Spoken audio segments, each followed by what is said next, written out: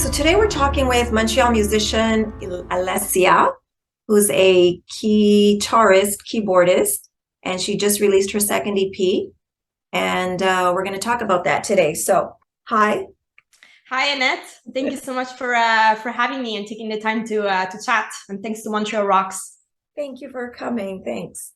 So, this EP is called, I'm going to pronounce this, Echinopsis. Correct. And what does that mean?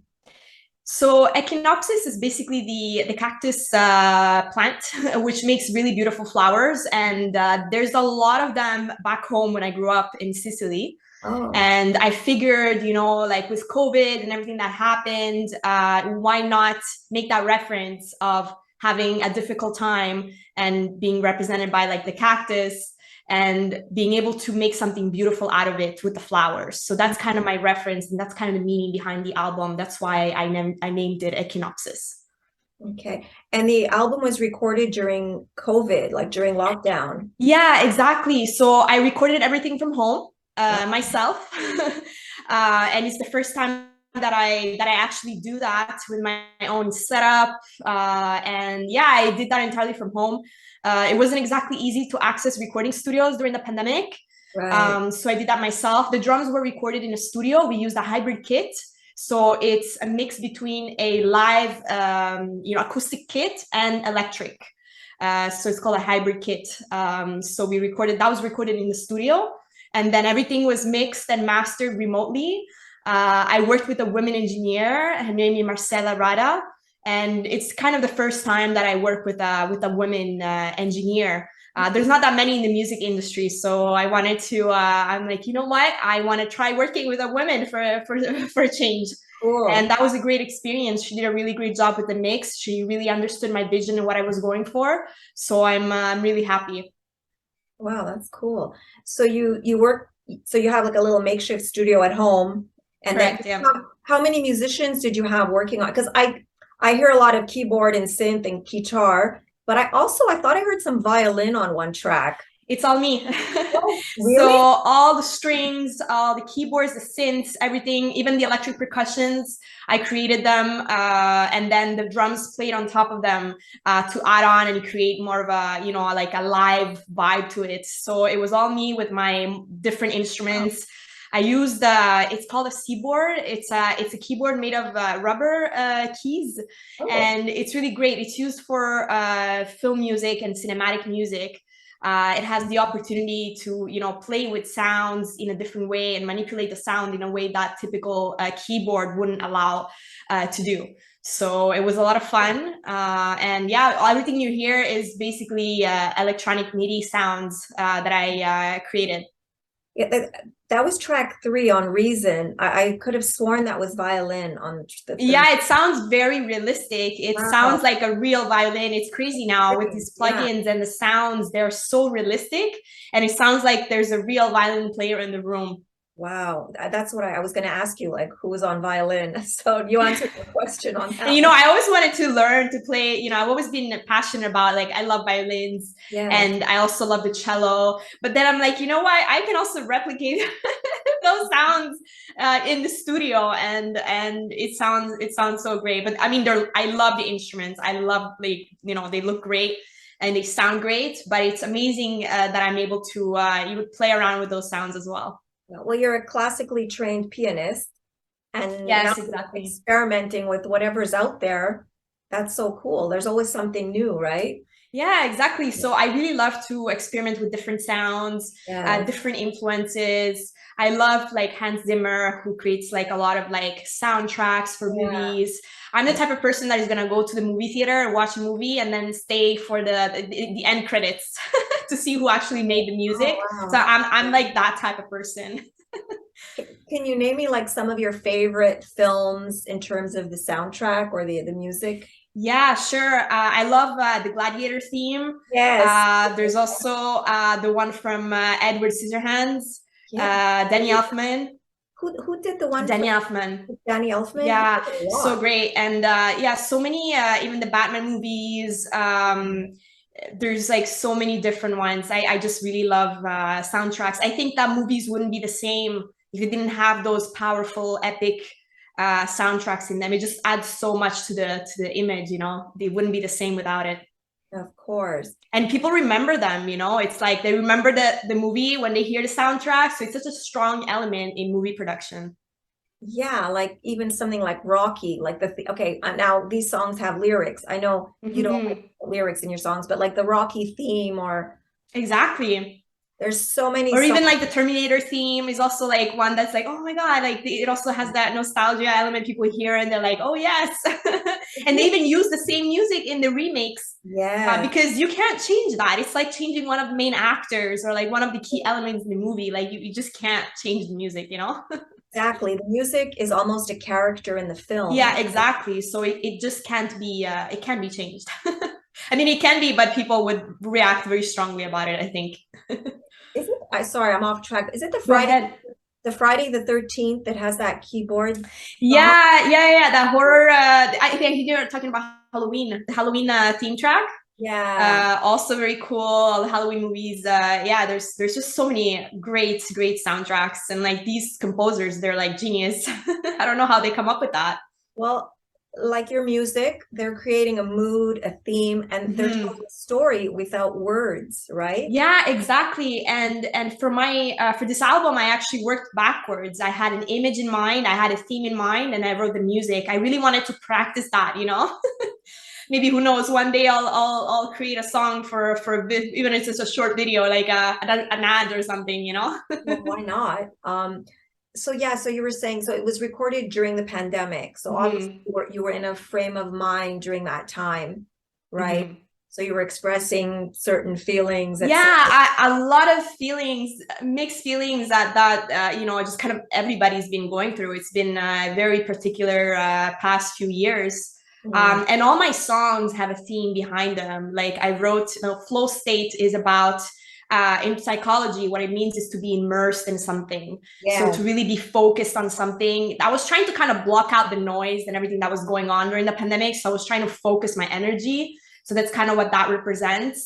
My other tracks, Echinopsis is also has a lot of like Middle Eastern type of I was gonna say, elements. yeah, I wrote down in the intro, there was like a Middle Eastern flavor Yeah, to that. Yeah. yeah, exactly. So Mm, that's kind of like where the influence came from, right. and also I'm able to explore those scales used in Middle Eastern music with the seaboard because I'm actually able to use like the semitone between the semitones. It's like I'm able to like really tweak those notes and hit like those in between the notes. So Mm. it's really great for that. And then there's reason as well. You know, I just kind of felt like, what's going on? Has everyone lost their reason?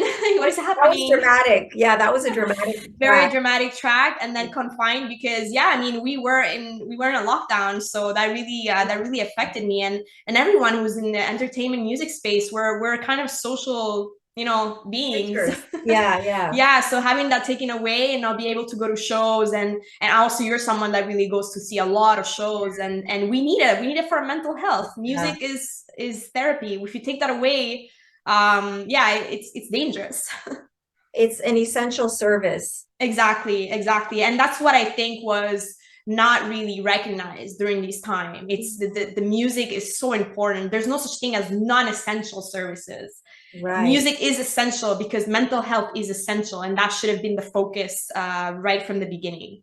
And on that note, so you were helped by Factor for this? Yeah, I'm really grateful that I was able to get funding from Factor for this album because you know I see music as yes, it's a hobby, but it has to be a business. I can't just like it should not be money coming from. It's very expensive first of all to produce an album, Yes. and you know you need to have a budget for that to produce it. It can't just be from your personal budget, right? Right. So having Factor support really helped, especially because you know I like to find my art with my art Right. and I didn't get a chance to perform during the pandemic. I didn't get Yeah. a chance to you know raise money to produce the album, Right. so you know it really helped with the production costs.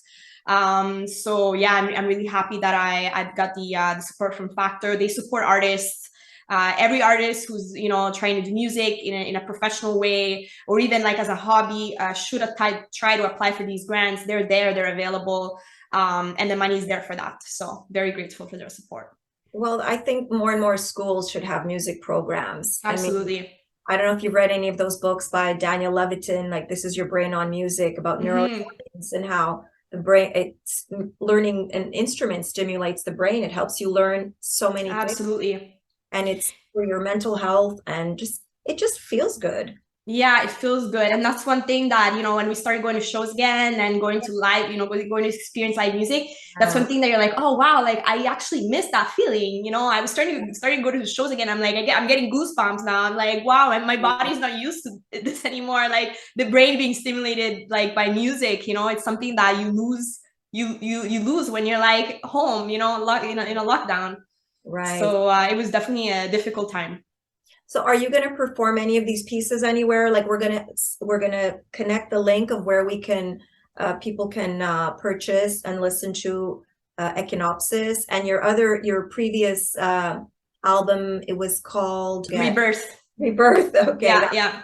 Yeah, I'm looking forward to doing more performances, probably more in the new year. I do have one coming on the 22nd. Oh, And it's going to October. be at Melrose Resto.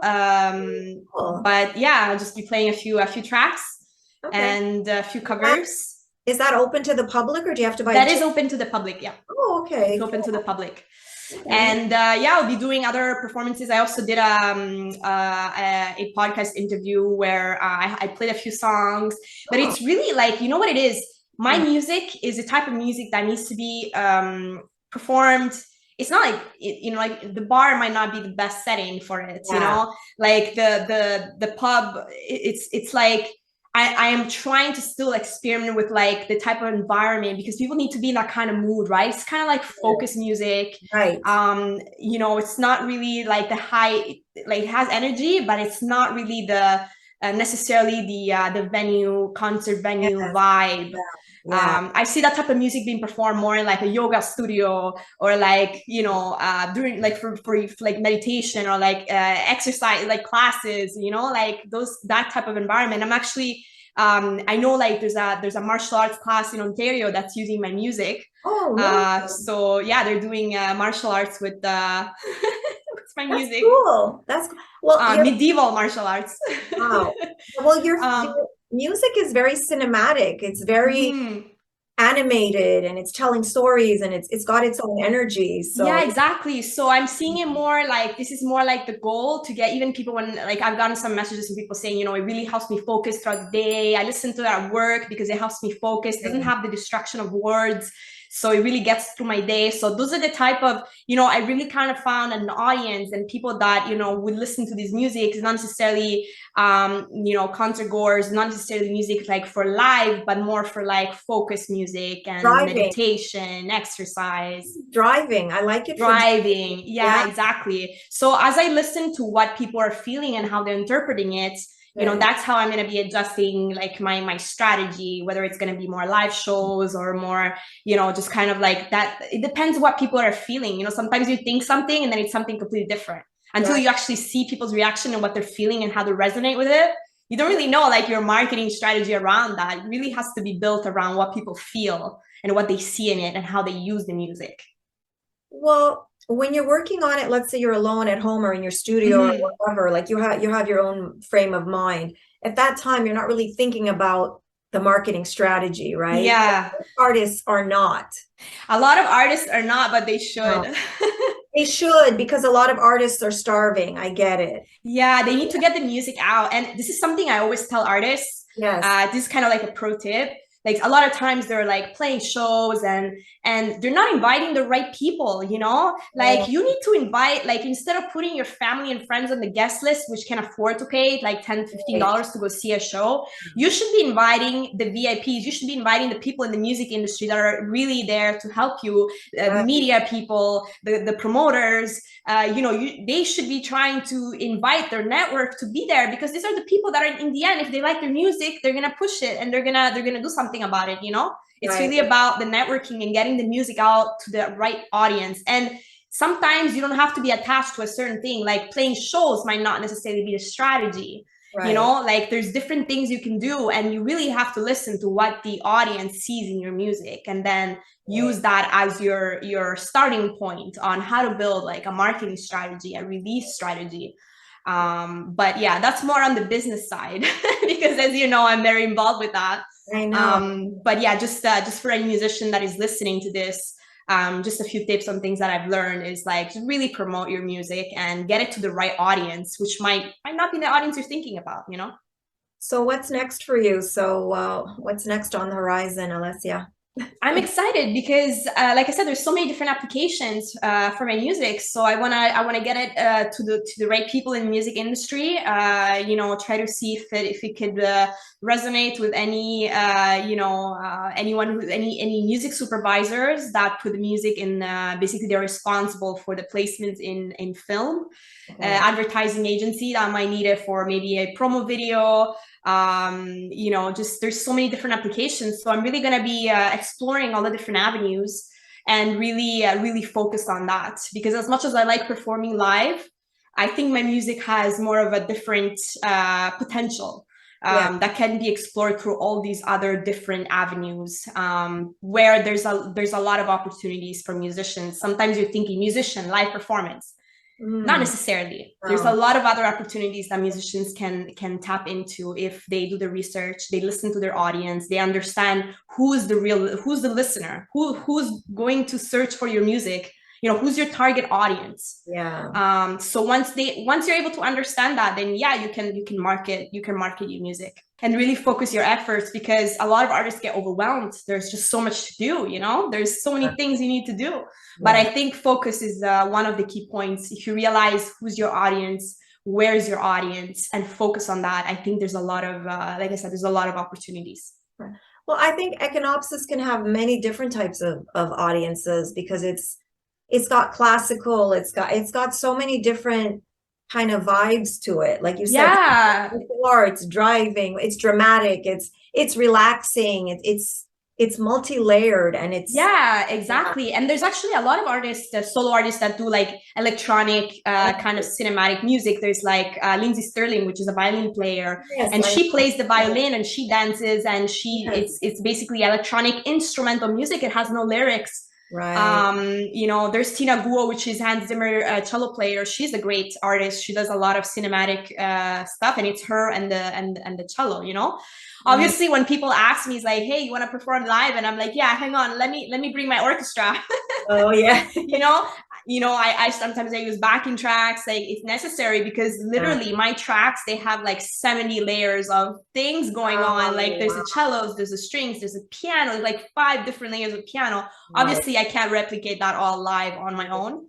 I would literally need an orchestra. One day I'm gonna have an orchestra. Well, I'm gonna wait for it, and I'd like to see what class days are with an orchestra. Yes, that's something that new goal right there. Why not? Performing with the orchestra. Why not?